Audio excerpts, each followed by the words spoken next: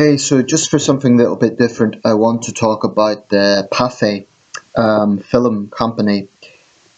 Just a little bit of history. Pathe Frères, as it was, Society Pathe Frères, as it was originally known, was founded in 1896 in Paris by four brothers. And as early as 1896, the films they produced, the early filmography they were developing, were exported to the United States. I just want to speak briefly about some of the archive material that is online from British Pathe, which presumably is one of the British branches. It is the British branch of the company. Um, if you're interested in history, it's a fantastic source. They have a huge number of videos ranging from between about the earliest from about the early 1920s. The latest I've seen is just now actually is Dwight D. Eisenhower's funeral from 1969. I haven't seen any post 1969. So these are vintage films of a wide range of events. Some of them are notable events, such as the funeral of Eisenhower, as I've just mentioned, the funeral of David Lloyd George in 1945. Many of them are speeches by prominent statesmen. They're not all political. A number of them focus on technology, on culture. Um, some of them are curious, more than eventful. For example, there's one: Stanley Baldwin visits the home of a home for retired actors. It's dated to about 1931. So, former British Prime Minister Stanley Baldwin visiting retired actors. It's a sort of thing that wouldn't necessarily be picked up in newspapers, but it's part of life and part of society, I suppose you could say. And like I say, it's not all about leaders. There's just a wide range of archive material available. This is precious. The further back these events go, the more important such archive material becomes. Obviously, interruptions can damage material, such as in a time of war.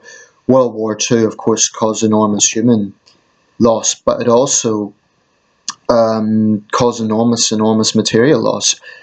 Many aspects of many great artworks, many old photographs, and that's true of every war. World War II in particular, because it was such a large scale conflict.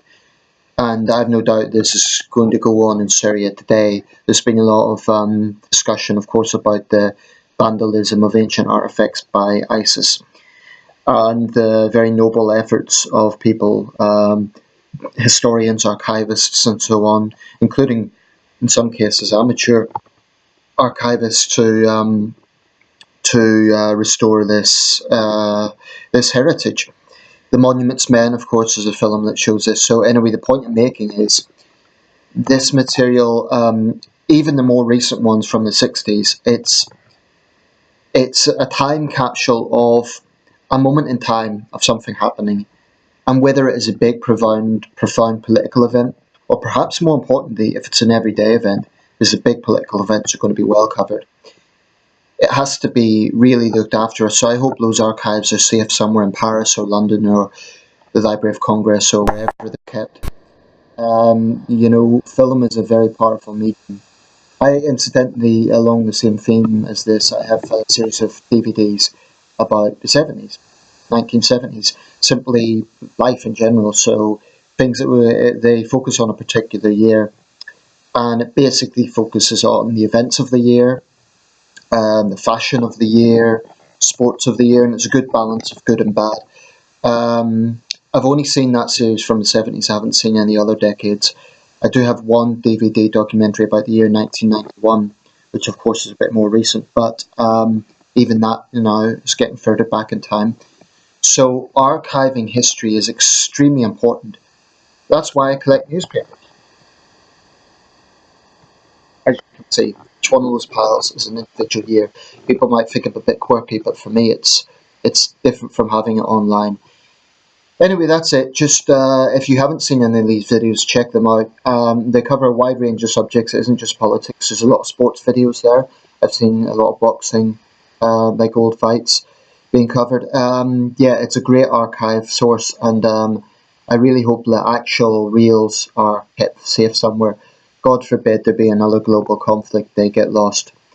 I hope we've learned lessons from World War II insofar as protecting heritage is concerned. Um, so there it is. Check it out, British Pathe. Of course, it's not a British company, but the British Pathe archive material seems to be the most prominent one online.